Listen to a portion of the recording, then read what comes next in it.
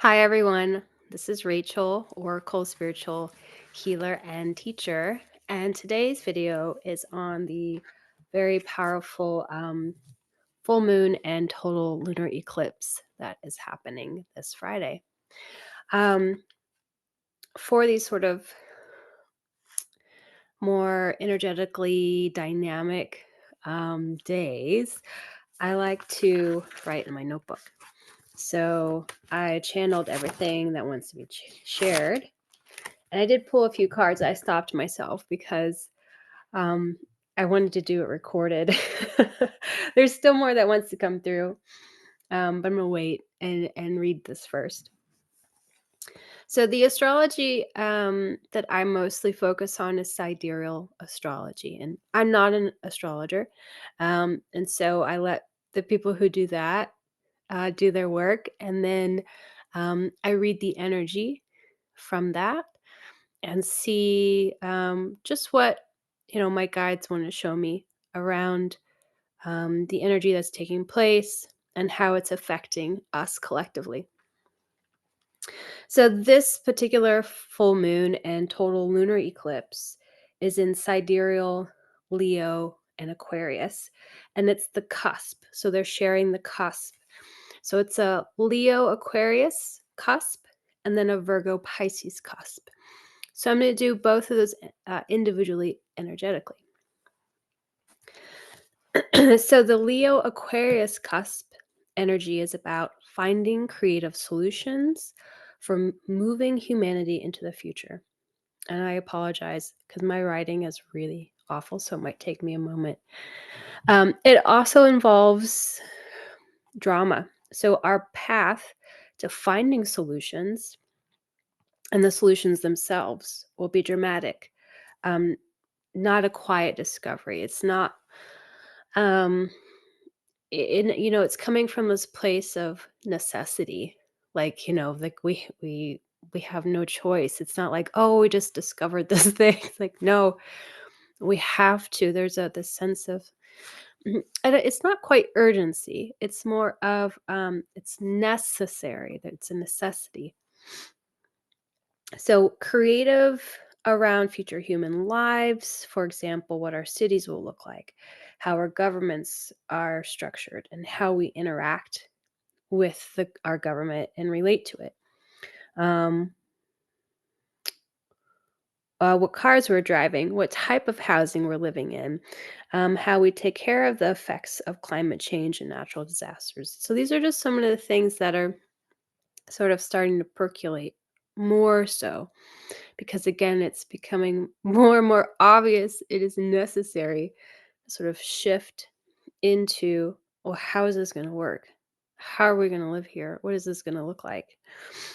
um yes, so this energy is moving us forward out of the old into the new, or in with the new. There will be hesitation among some because we are um so we're starting to find, again, we're starting to find and create new solutions, yeah, that haven't been done or made before. So it's so some of the things that we're going to see happen, and it's like this eclipse again, it's like injecting it's in this energy over us. It's like washing over us. It's like and so it's not that all of a sudden everything, you know, everyone's making a decision that's more future minded, or with that, um, in the back of their heads. It's this energy where it's like a portal where for a specific period of time it's like an opening to um it's like people's consciousness, their minds, their energy opening up to this influx, this impression, um, that can shift things internally, even in a small bit, and for some people in a larger way. So I'll keep reading. um, so yes, this hesitation. So there's hesitation and fear involved. The Aquarius person is a person who is for humanity the greater good of all. So this will be the guiding light energetically, um, for this energetically packed few days. So it won't be just one day that we're feeling or sensing this energy. It'll be, about 4 or 5 days really, that will. And when I say that, it's not that it's limited to that, is that most people will get the energy within a 4 or 5 day window. They're also talking about Leo being a representation of the ruling class or those in power making the rules or choices for many. And they are showing me a power shift here. It's no longer becoming popular to be greedy and to flaunt your wealth and, to be,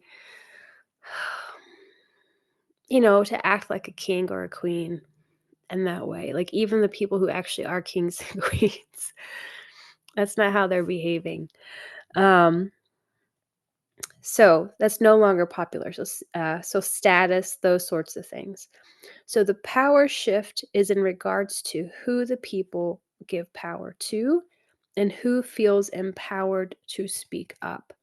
And those who are in power shifting their like priorities, like a shift, again, like a perspective shift, um, that can take place because of this influx of energy.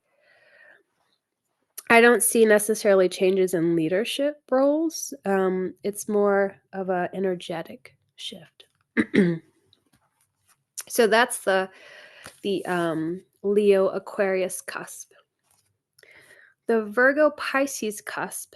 Um, this cusp and its energy feel more like we're moving away from this. So the influence of this isn't as strong as the Leo Aquarius. So this, yeah, the Leo Aquarius cusp feels like it has more energetic influence than the Virgo Pisces cusp. Basically, this is us healing the past. So the Virgo Pisces cusp is us healing where we're coming from. It's healing ourselves from collectively being in the age of Pisces where we, experienced war, famine, there were power plays of control, domination, manipulation, force, harm to the feminine across the board, whatever you want to think of, the earth, women, children, the feminine as in the bigger picture feminine, distortion of the masculine. So what we saw a lot of in the age of Pisces is, the not the divine masculine, not the protector and the one leading us, the energy leading us into this more sort of humanitarian, collective, community sort of minded way, giving space for the feminine, honoring the feminine. That's the divine masculine. So what we've seen a lot in the Piscean age is the distorted masculine, which is the fear, breaking down structures instead of building structures. It is the show of force and dominance as opposed to protection. So those are just some qualities. So there's still more acknowledgement that wants to come in for us around all that has happened during this age of Pisces. So some of it's still being ignored. This includes all forms of slavery, sex trade, trafficking, all the ways basically humanity has harmed the earth and the beings living on it. It all wants to be recognized and acknowledged.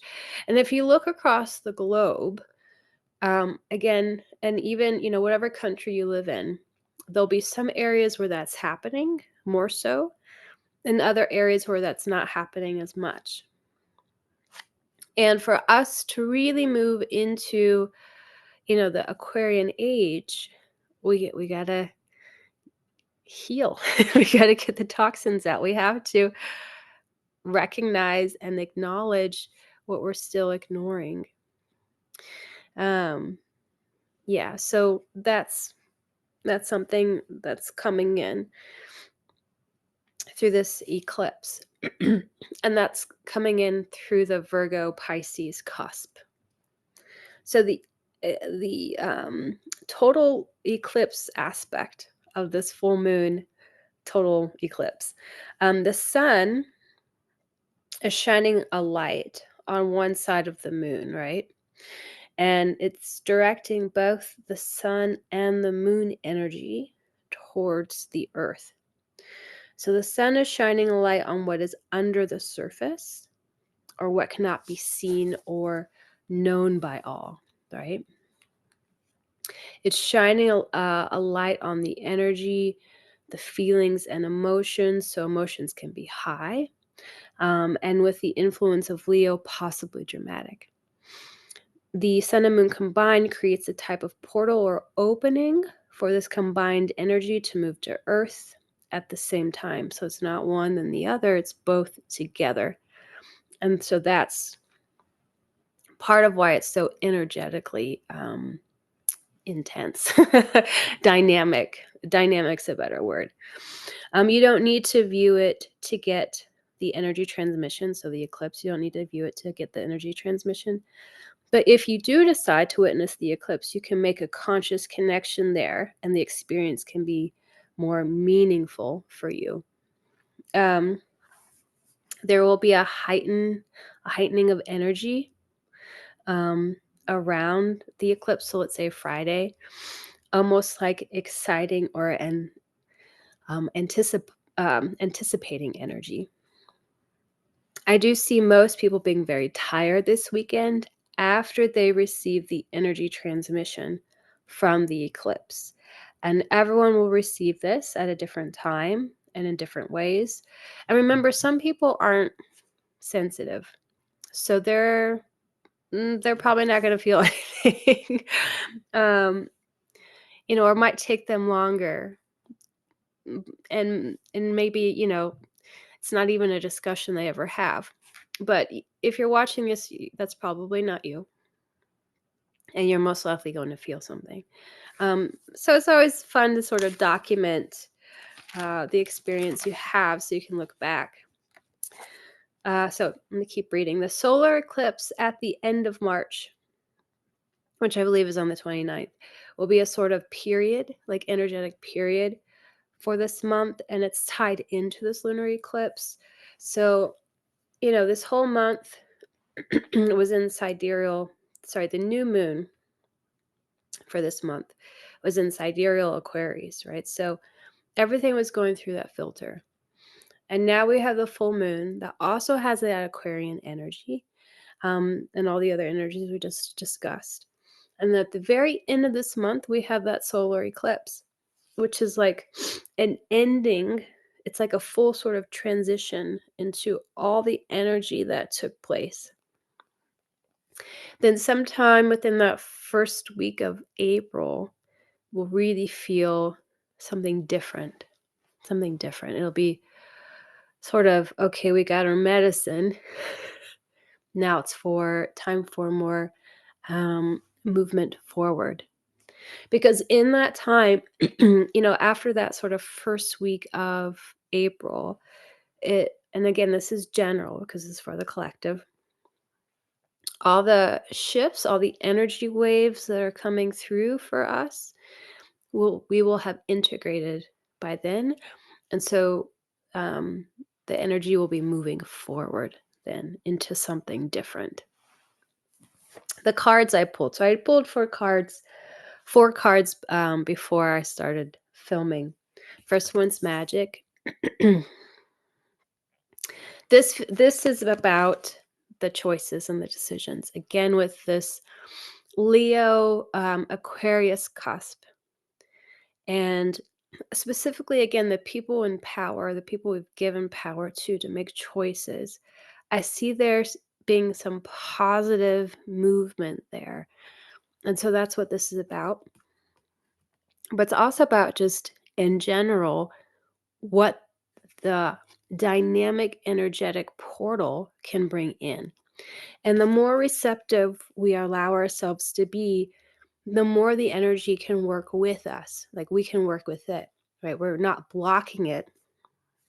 We're actually like, okay, I want to bathe and bask in it. And in that way, you can really, really create these shifts and forward movement in the individual way, obviously, but then in a collective way. Helping more truth come in. It's so important. It's probably nothing, in my mind, nothing more important. The healing I talked about, and then the growth. That's what's happening. We're growing. we're growing. We're evolving, which is good. We need to. I think for a lot of people, it could have happened. All this could have happened years ago, if not decades ago.